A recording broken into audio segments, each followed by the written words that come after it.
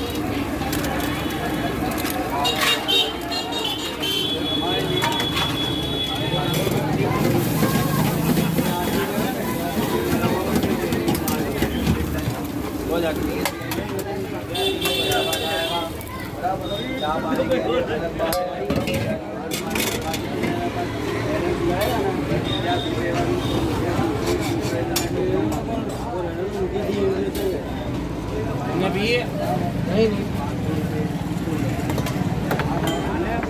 वो तुम्हारे लिए भर के